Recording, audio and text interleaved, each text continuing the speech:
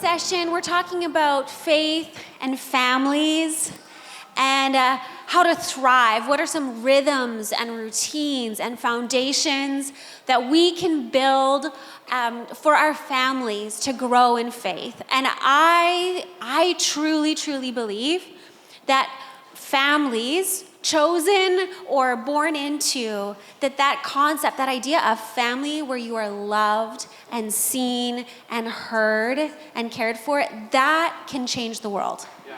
God designed the world to operate, his people to live within the institution of a family.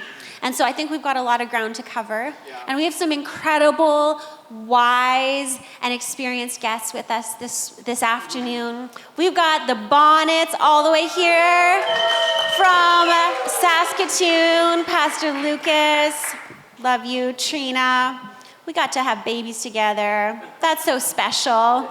At the same time, in the nursery at the same time. There is something about being in the nursery with another mom that just bonds you for the lifetime of your child. Yeah. And so they're coming to us from Elam Church, and you guys worked here like 11, almost 10 years. You were here serving. I remember Lucas, you started out just, what can I do? Where can I help? He started out painting offices. Before you were ever hired for anything, you were just volunteering, painting my husband's office. Yes. And so that's the kind of servant leadership that the Bonnets embody. And then we also have Pastor John, who is a dear, dear friend of this house, a mentor and father figure, spiritual father to Pastor Andy and Lisa. And him and his wife, Helen, was it 53 years you've been married? 51. 51? Oh, that's almost nothing. 53. Never Almost 51. 53. Okay, 51 years. That is worth celebrating. Yeah. Your birthday comes almost by accident. You just get a birthday every year, but 51 years of marriage, that's a trophy. That's a trophy. It's funny, it doesn't matter where you tell people that, everybody claps. Well, you deserve it. You deserve it. No, they clap because you made it. So Pastor John and Pastor Helen, they are founding pastors of Relate Church in Surrey, and they've since handed that over to their daughter and son-in-law. But they are highly regarded teachers with so much wisdom. You're called all over the globe for their wisdom and their instruction on families and marriage. And so it is a real gift that we have you here today to share with us. And my name's Helena, and I'm here at Coastline Church. And alongside my husband, Luke, we have 5 children. And I was a stay-at-home mom for 14, 15 years. And then just recently stepped in alongside Luke in pastoral ministry. And we're heading up the Coastline Nanaimo campus, which are excited. Yeah, you are. Yeah, you're excited too. I love that. And so the more kids I had, and the longer I've been married, the more I realized that I have zero advice to give. Because that cannot be true. Because every kid is different, every year is different. I'm constantly seeking the Lord very earnestly for how to lead and guide my family and how to honor and love my husband. So on that note, let's just open up. We've got a lot of ground to cover. And what I'd really love for you to start by sharing with us is about some of the rhythms, if there are routines, if there's some things you put into practice really practically in your family to create a foundation of faith for your children to stand on that will go well into the future. Bonnets, how about we start with you? Are there some practical things we can just start right off the top with? Yeah, Trina, want to start? Yeah, okay, so this is an interesting question for us because we are just in the season where this conversation is really started to play out practically in our family life because we've got little ones. So it's 3-year-old, 9-year-old, 7-year-old. It's we actually need to really be structured and intentional with discipling our kids. And we also just moved, and so it was all of our rhythms were really thrown off by this massive change and transition. So it kind of put this conversation at the forefront of our family life. And we're still really figuring it out. And so just echoing what Helena was saying, like, we're not experts. We are trying so hard to just like lean into the Lord's wisdom in this season and just ask him sort of for those moments of insight and kind of trial and error, like what's working for us, what's working for our kids, what's working for our schedules. And so I think that is part of it, is just like being really flexible and open, and just kind of like leaning into God's grace for the season and knowing that like he wants to help you. Like that is the encouragement I would say, like as we kick off this conversation, is that like God loves your kids more than you love them. And so the fact that like he has put me as their parent and calling me to steward their lives, like he would not have entrusted me with this task if he didn't also want to equip me for that. And so I just feel so encouraged that like I can rest in his grace and know that he's going to give me what I need in season, out of season, as they age and sort of change and transition. And so just want to encourage you with that, like know that God wants to equip you. He wants to give you those like moments with your kids and really grow you in what it means to follow him, and also teach your kids to follow him. But one of the things that I would say, like we just having really like full on schedules right now, and kids activities are full on and rhythms are changing. We've really leaned into what I would say is tradition. And I think that like families thrive on tradition, like finding those things that your kids love, that you love to do as a family, and really like hinging to that and clinging to that and like capitalizing on that. Kids love when you get excited about like whatever it might be, like Friday night movie night. Like if that's your thing, like make it something that you do often. And it doesn't need to be like rigid. It doesn't need to always land on the same day. But if there's something that you've noticed that your family, your kids really, really enjoy doing together, just do it as often as you can. Lean into those moments. Let it be a time that really like bonds you, refreshes you. And then I think obviously like incorporating faith conversation during those moments where like you're already leaning into relationship time with one another.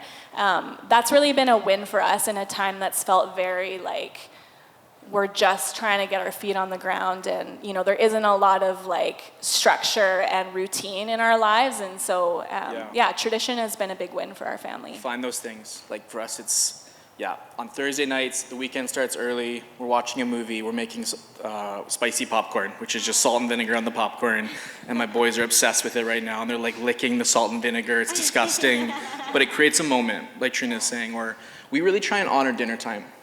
And so I think even as little as your kids are, we've just decided like TV is off, everything else is away. Mom and Dad, get your phones off the table.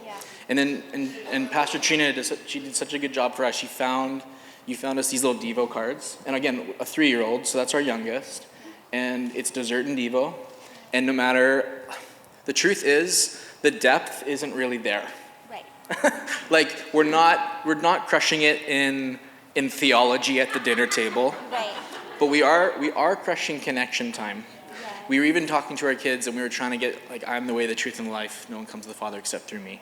That was our verse. Yeah. And we're looking at our 7-year-old being like, I am the way, the truth, and it was, I am the light, I am the peace. And we're like, oh my gosh. All true things, but please pay attention to what we're saying. But it wasn't about, like again, it wasn't about the context. It was about connection. Yeah. And if we can create rhythms there's connection that are faith-based, where clearly what matters here is Jesus is at the center and my family is connected, we're gonna raise kids really well. And tradition, like Trina said, and finding those little things, and we're gonna do it no matter how chaotic it is. And it's chaotic like 99% of the time. Like we're just like, are they getting any of this? But the point is like, we're choosing to prioritize this to stay consistent because we know it's a value. We know that they are actually, like there is a deposit being made, and there's gonna be fruit from that, whether we're seeing it in this moment or not. And so we have just chosen that like, this is what we do as a family. This is our tradition. This is our culture. We make it exciting. It's dinner and Devo, or dessert and Devo. And so they get to eat their ice cream and talk about Jesus, and it's great. Ice cream every night? Well, listen. I mean, typically, Guys. he's a big ice cream guy. So. Can I move to your house? Yeah, you can. You sure. are invited. That's amazing. I'd love to hear what you I love what you said about meals. You know, that is such a key. Over the generations, it's got farther and farther away from actually sitting down and having meals together. And if you go back and look at a lot of other cultures of the world, their whole culture is built around the table. And one of the things that we as a church have kept as a value is we value the table over the platform. We value what happens around the table because that's where your kids will ask questions, and then you get to be that answer to them. So, you know, all learning starts with a question. And sometimes you have to prime the pump.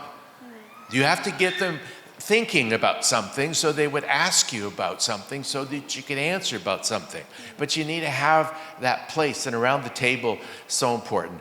As far as traditions go, if you've ever heard me, you've probably heard me talk about this, but it's worth saying again. I have 3 daughters, and now the oldest one is my pastor. But when she was 8 years old, at that time I had 8, 7, and 5. And I was a dentist, and I was traveling a lot, and I just stumbled across this. But on the way home one time, stopped at an airport and bought a little card, and just thought it was a cool idea, and it was a kid's card, and it, "Dear Angela, would you please be my special date Thursday night?" Put it on her pillow. I didn't realize how important it was. But Thursday night comes around, and wow, she just stole my heart. And I took her on this date, and I was so amazed. We connected. Do you know, like one of the things on this date, we're sitting together, had a meal together, and then I thought, how do you talk to an 8-year-old? It sounds funny, but most of the dads in the room could probably relate with me. You love your kids like crazy, but you have no idea what's going on in their world. Right, yeah. You've delegated that. And until you wanted to know what's going on in their world, they're not going to open their hearts. And relationship is when you open your heart. And I so love that moment that I decided I'm never quitting. So I've been dating my daughters for a long time now, 40-something years, and now I date my grandchildren, and I'm waiting for my great-grandchildren. I'll date them too. It's good. It's good, John. So good. So tell me about, well, actually, I love the idea of meals, and 100% agree. In a busy house, it's not that way every night. No. But when you can carve out that time, sometimes at our house, we have back to back to back, like literally 4 soccer practices, and people are just eating in the car on the way out. But when those moments happen, where we are all gathered around the table, that's where you're saying the relationship is established, the communication lines are open, so that when there are those questions, or when those questions are prompted, then we do have something to talk about. Exactly. Then they know that, hey, we can come to mom and dad, and they're listening, and there's safety and security there. That's what I hear you guys saying. Now, what about Sundays as a rhythm and a ritual? Now, we're all pastors here who love Sundays. It's not always easy for pastors' families to get out the door to church. I think I've seen in my family when we prioritize getting our kids as a rhythm, and you're all here on a Saturday, so I'm preaching to the choir, but when we prioritize getting our kids into the house of the Lord, not legalistically, but out of joy, to be together with the body, there's a foundation there that is really, really solid.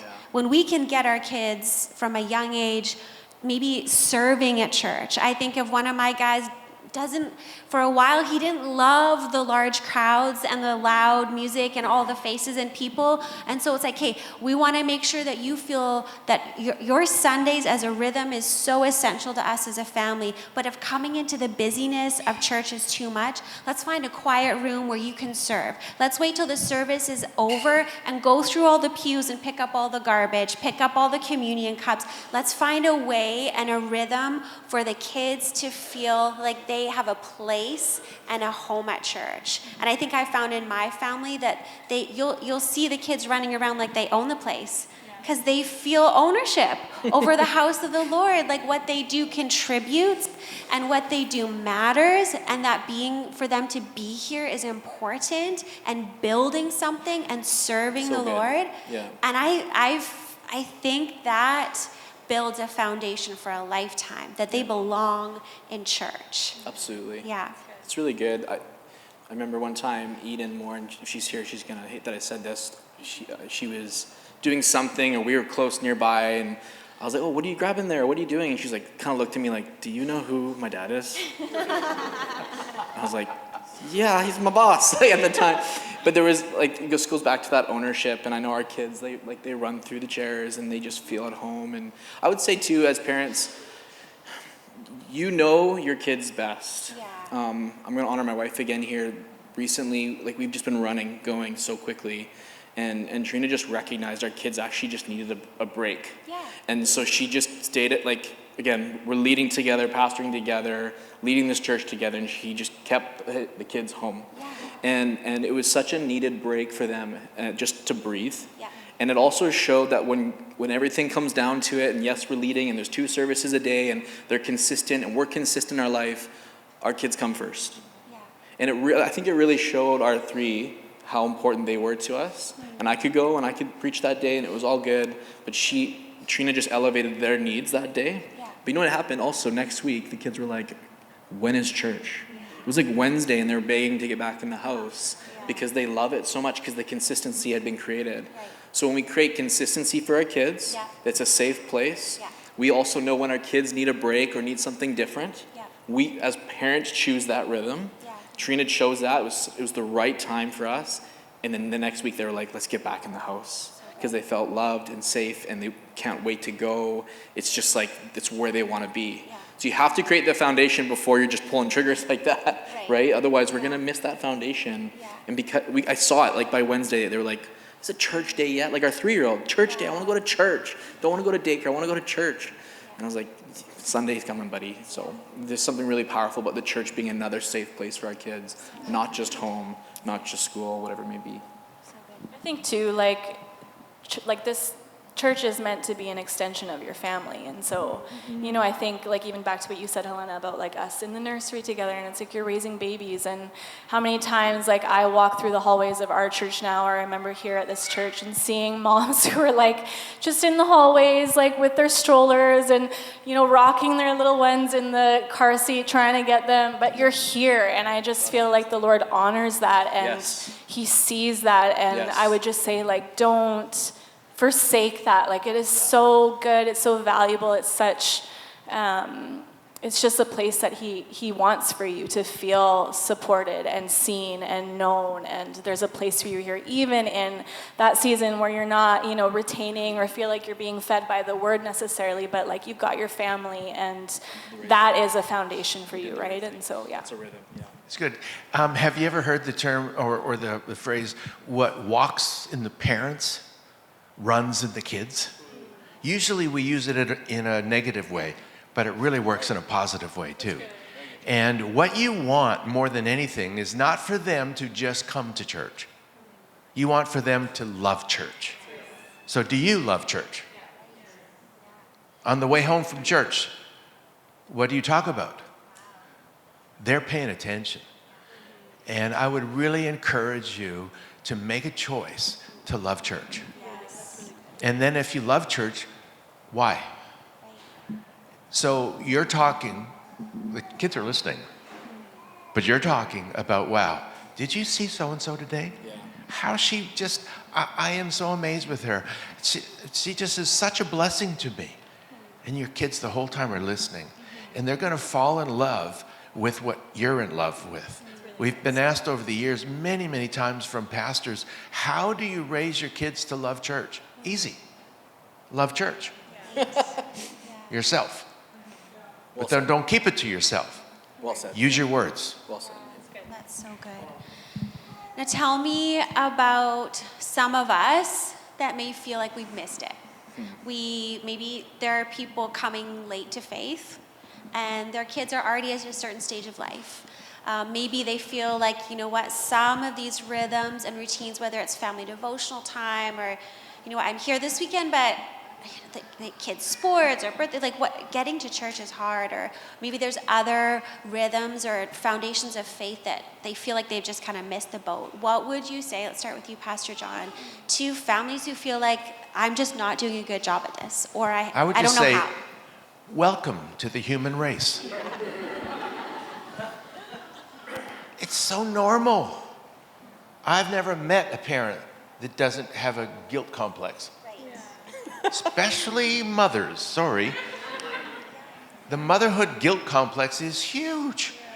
Everybody goes through, I don't know if I did the best job. Well, of course you didn't.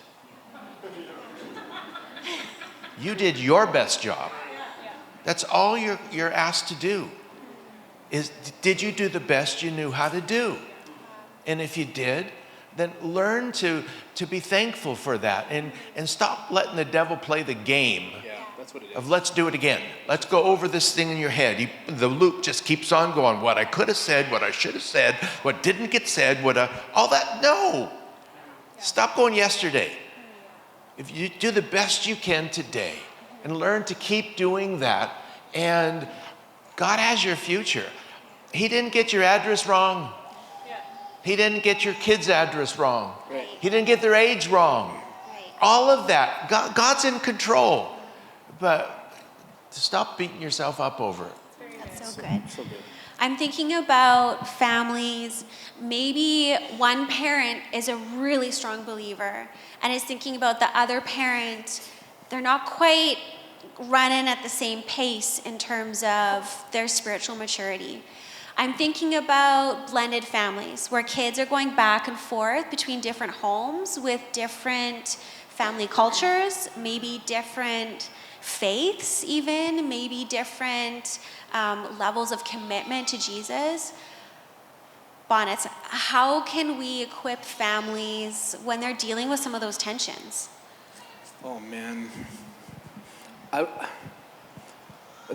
the thought I know for me and Trina lately, because again, we have this mindset too of like we're pastors and our kids are tornadoes and crazy and there's this another guilt complex there maybe, but I think for us we just are always trying to say, Lord, we're just going to keep planting seeds, and knowing full well like that God is going to do a great work in our kids. And I know, Trina, you often say this, like we're going to do our best to sow good seed now, and yet we have to let God do what only God does. Right. And I even think of my own life, my own journey, like growing up in a Christian home, and my grandfather was a pastor, and my mom was always saying I was going to be a missionary, and all these things, and I had all sorts of paths going left and right in different ways, but at the right time, right, we will see harvest if we do not give up. That's what Galatians 6:9 says. Do not grow weary in doing good, for at the right time. And we don't always pick that time. And so I would say, especially for the blended family, the moments you get, you sow good seed. Amazing. You can't choose harvest. You can't even always choose what's coming on the other side. We've actually found one of our largest growing network of life groups at our church is blended families. Wow.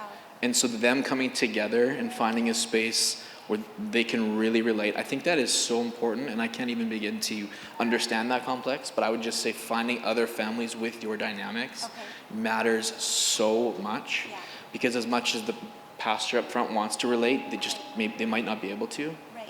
And so I would say sowing good seed and trusting the Lord. And I feel like you're always helping us remember that, like, we have one job, we sow good seed, we trust the Lord with the rest, you know? I think too, it's good. Sorry, I didn't want to cut you off early, but Please do. I feel like I'm sort of a product of that kind of growing up environment, and so I had a mom who, like, as a child, she diligently took us to church. My dad was at home working. It wasn't something he prioritized, so he never came to church with us. By the time I was 13, I had kind of lost interest in church in general. It was a very legalistic environment, and so just stopped going. But at the same time, my mom, my grandmother, like the Lord had put people in my life who had a real genuine love for Jesus and like a genuine relationship with him. And they had brokenness and hurt and trauma, and there was a story there, and yet in the midst of it, like they loved him and they knew his faithfulness, and they, depended on his grace and believed in his word. And so I think like God has positioned you in your story, in your brokenness, to share that with your children and with the next generation. And it doesn't mean you have to be getting all of the disciplines and everything perfect, but he will use that. And like I am a testament of that. There's no other reason that I would be here except for God's grace and the few people who spoke into my life and were courageous enough, I think, to share their brokenness and their struggle and Jesus in the midst of it. And he will use that, and he will use it to, bless your children and bring them into faith. And like Lucas said, the seeds that you're sowing, like he's gonna produce the harvest in their life. And we just have to kind of rest, I think, in confidence in that. And like you were saying, Pastor John, like not put so much guilt and pressure on ourselves, but just know that God's gonna use it. So we had a guy come to our church last week who had a radical moment with the Lord at like a men's sort of boot camp thing. And his story is just coming to mind. I'll be very quick. But he kind of came home, and because so much was changed, I think his spouse and kids were kind of like, what's going on with Dad? Wow. And I think that's challenging. But I think what he did was really beautiful is he actually sat down with them and apologized. Wow. And then he said and then explained. And said, like, I can't explain it. Something's different in my life. Here's what happened. And I think to come home and just be like, we're going to church today, or deal with it, and here's your Bible, read it. He wasn't, because it would have been so hypocritical to be like, that's not the dad I know. But he really just sat and he connected with his spouse. He connected with his kids. Dad's going to be wearing a Jesus is King shirt for a little while. I want to explain why. And he's a beautiful soul. But he was just explaining how important that conversation was before the next step of going to church or doing. Does that make sense? Am I making sense? Yeah. Like, I think sitting down and having those conversations really thoroughly, no matter how old or young your kids are, is actually really important. Because you're letting them know why. Right. Something has changed here, and I want you to know. I was just thinking about you saying when two spouses maybe are on different pathways. Yeah. Maybe you need to sit down with your spouse and be like, I need to tell you everything here. Right. I know I'm different. I haven't maybe explained it fully. Let me tell you about my experience, what I've seen, what's changed, so that you understand why my habits and my actions look different too. Yeah. I just think that's really important. It was just a really powerful story for me to be like, wow, how humbling that would have been for him to sit in front of his kids and been like, I haven't been leading well. But now I feel like I can lead you much better. What a beautiful moment. So explaining, talking, being honest and vulnerable, it builds your family. It strengthens your family. It doesn't take away. Wow. Great advice. Just testimony. Every blended family is born out of pain. You can't begin to help until you feel the pain. And you can't feel the pain unless you actually want to know. When it comes to other people, I've taken this position. I know I'm ignorant. For every single one of you. I've never walked in your shoes. How can I know what you know? Right. But I don't want to be stupid. Stupid is think I know or don't want to know. I want to know. So when it comes to blended families, it's not easy. And you just always have to have the position that I know I don't know, but I want to know. And, we're not called to understand everybody, but I think we're called to want to. And we're called to love everybody. And so if you got different faiths, that's stopping you from loving each other. Right. So I could tell you stories. My wife's dad, he's a PK, and he got kicked out of the church because he had friends that drank wine and he wouldn't cast them away, and he still loved them as friends. And so he went 17 years without church. And my wife's mom never stopped loving him and speaking positive about him. always, you'd think he hung the moon, and yet he never went to church. And when he finally did start coming back to church again, he told you the reason. It's because of her prayers. Couldn't handle them anymore. Couldn't handle how much she loved him and called him this. And I think of the same thing in my life. When God got a hold of my life, it's because I was so lost. And I was so lost that Helen was 350 miles away, and we're not coming back together again. She couldn't handle the pain of our messed up marriage because I never talked. I never said the things that it was just dry. You know, dry relationships are not healthy. They're painful relationships. And we can change that. But anyway, she has this epiphany with God and recognizes how much God loves her. And she thought God would be really upset with her and mad at her, and found out that he just loves her. And then one day she this is the way I tell the story anyway. One day she thought, God, I know you love me, and I believe you love John too. And then she took the Bible and said, would you show me why? Because what she saw wasn't lovable. But God saw something else. So she started to search the Bible for who her husband was. And every verse that talked about a man of God, she would just underline it, and she changed her language. Instead of praying prayers like, oh God, help my husband is such a jerk, you know, it was like, God, thank you for my husband. Thank you for the man of God that he is. And I was 350 miles away, innocent of what she was saying or praying. But I got up Sunday morning, and for some weird reason, I want to go to church. And I get to church, and everything the pastor says changed my life. But it started with her not pushing me away, but going to God and praying a different kind of prayer. Praying his heart. Wow. Okay, so let's talk about mistakes. Let's talk about challenges. You had this brilliant line with me, you told me yesterday, when it comes to challenge and mistakes and repairing relationships, be it between spouses or with our children. Was it alignment over agreement? Can you talk about that? Disagreement is normal.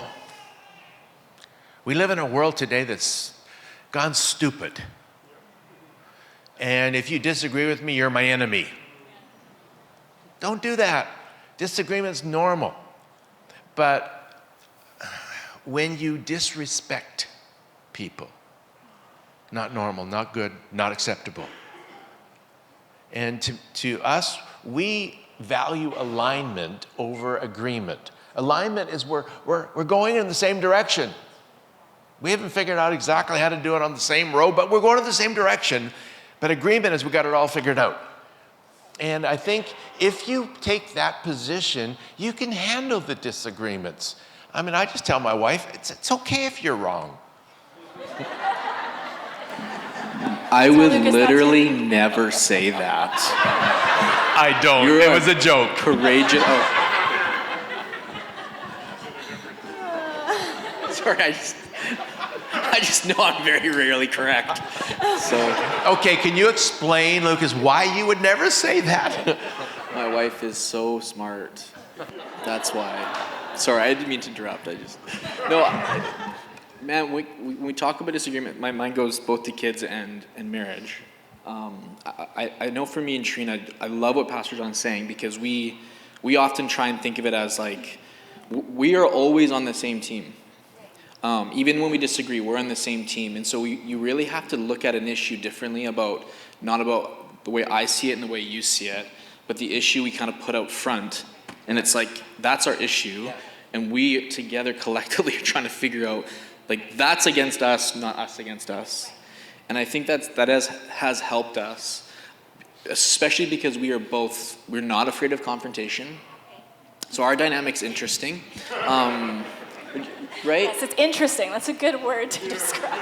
Yeah, like, I really genuinely mean this, because I think often in relationships, there's typically one person who's maybe a little more okay to have confrontation and one who isn't. I know Alpha Marriage does a good job. There's like, the imagery is like rhinos and porcupines. Like one person is just loud and eager and has the horn charging at you sort of idea.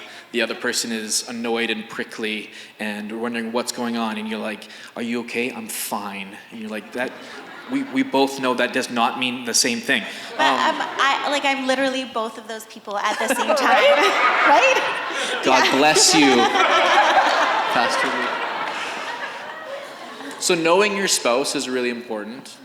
I think something I have made a lot of mistakes in but learned is when I want to bring something up with Trina, not just how and where and all those things, but like late at night when we've had a long day, going, by the way. Car rides home with like children screaming in the back, not a good time. So we've actually both figured that out in a better way of like prepping each other. Hey, I want to talk to you about something. Maybe now's not the right time. On the flip side of disagreement, I'm going through lots of stuff here. Interrupt me anytime. We work very hard at not letting disagreements or arguments fester before going to sleep. And I know, like, we hear the scripture, like, don't let anger go down in your heart as the sun comes down. We take that practically to heart, and we recognize, like, you can't lose in humility in coming and saying sorry. And I think my wife does a very good job of this in coming, and it really instantly restores us, reminding us that that's the issue, we're on the same team. And so I know for us, we try very hard, no matter how massive the argument, no matter how big it is, we will find some sort of alignment before we hit the bed. And I would encourage you in that. Everyone's different. You can still like figure it out in the morning, or there can be other pieces, but do not go to sleep angry with bitterness and heaviness and disappointment. Stay up late. Figure it out. Talk it through a little bit and have those moments together. Yeah, I think like practically one of the things that we've done that's honestly like it's transformed, I would say, this season of our marriage. When we put the kids to bed, we come together. We don't do this every night, but we try our hardest to practice it as often as we can or remember to when we really need to. Put the kids to bed, and then before we do anything else, we just come and sit on the couch, and we take time to pray. And I think what that's done is it's brought us into alignment with one another because we are coming to the Lord and we're coming before him. And when you're coming to the Lord and you recognize like his holiness and his love and his grace, like humility is just the posture. And so all of a sudden it's like, I don't want to be at odds with my husband because I'm here with Jesus and he loves our marriage and wants to unify us and align us and bring healing. And so it's actually not always that like I have the capacity or he has the capacity to like tackle the issue together.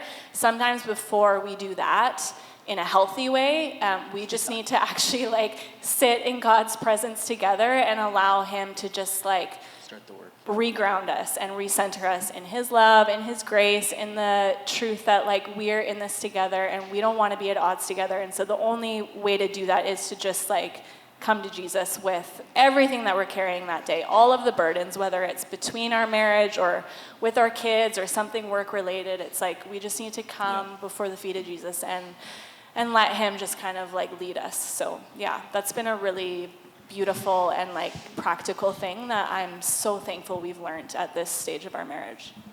So important. I love that issue because the way we've always looked at it is we need to value our relationship above the issue. That issue is not worth your relationship. Amen. And we look at having a confrontation like you enter a boxing ring and both of you on either end and the issue is in the middle. Before the bell rings, walk around the ring, put your arm around each other and identify the issue. Exactly. And that's you've done that. And I think a great marriage is made up of two really good forgivers. That's good. You can't have a good marriage if you're not a good forgiver. And I think the best marriages are made up of people that have learned how to do the tough stuff. Anyone can do the easy stuff. When everything's going well, great, good on you. But when you've got challenges, and if you're ever going to be used of God, I promise, challenges are coming. They're called storms. And it's not if, it's when they're coming. And so the couple of things that we've learned is when there's something that we need to deal with, like Helen will ask me, there's something I'd like to talk to you about, which I know right away. It's like, oh no, I know it's coming. But then she'll ask me, is this a good time? Yeah. And if it's not, she'll say, when is a good time? Now I'm stuck.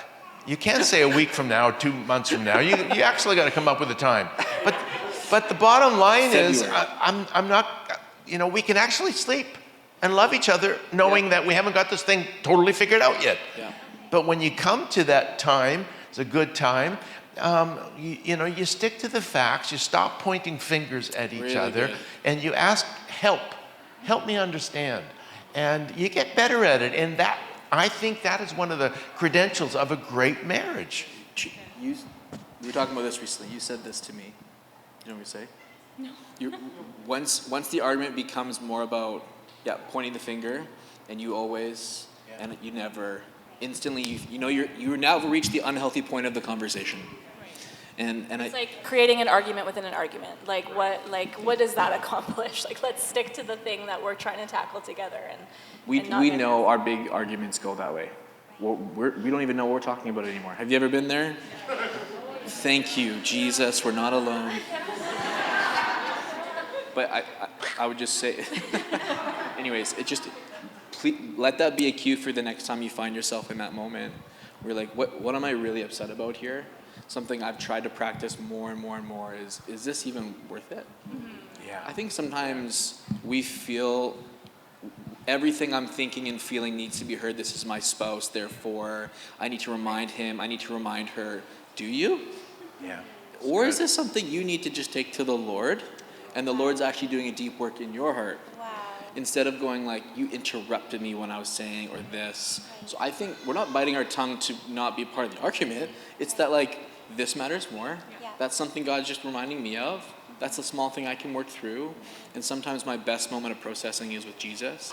I've started putting this in premarital. Ask yourself, is this even worth it? Right. And sometimes it's not, because it's just become bigger for whatever reason. So yeah, the argument inside the argument, we try and, once we get there, we're like, we're missing it here. Yeah. I love that phrase, help me understand. And I wonder, I think in my very limited experience with teenagers, which is only a few years, but I think that also works in a conversation with our children. Help me understand where I don't get it. I don't get why you made this decision. I've taught you these things. I think you should do it this way. Help me understand. What do you think? Here's the question. How do we navigate times when our kids are making decisions we would prefer them not to make? And they're at an age, I'm thinking about my teenagers, I'm thinking about young adults, I'm thinking about adult children. When they're given responsibility, when they're given some independence, and they're out there in the world to some extent, how do we come alongside them when they're making choices we don't like? To me, the four-letter word that is magic is help. Help. Help me. Wisdom is help me. I don't understand. And when you open the door, instead of them walking into a trap door where they're going to get beat up, they're never going to answer. But if you really, truly want to understand, okay, that decision you made, wow, I don't know if I could ever do that. It just doesn't make sense to me. But I want to understand. Help me.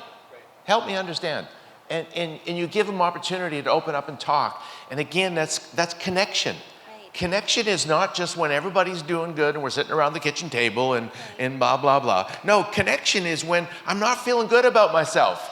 I need somebody in my world that I can process this with. And you're actually inviting them to process life with you, which is all about family, what it's about. So learn how to get to that place where you invite them to open up. And when they do open up, don't you dare point fingers at them.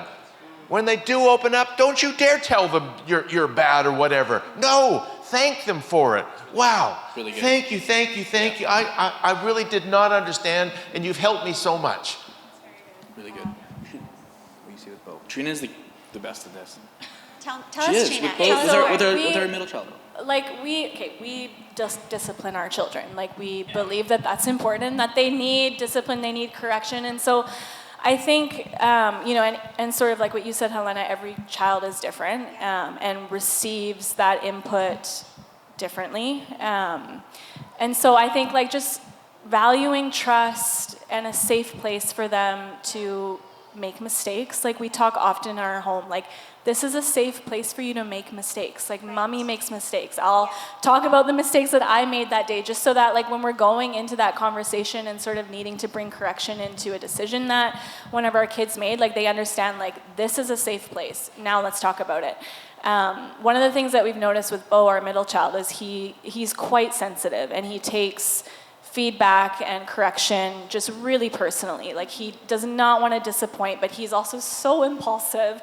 And so he's constantly kind of like getting himself into trouble and we need to address it with him. And so one of the things that I've done with him that has been really helpful for him at this stage of his life is just talking about like the difference between him and his decisions. And so I'll literally like hold up 2 stuffed animals in front of him and be like, this is you.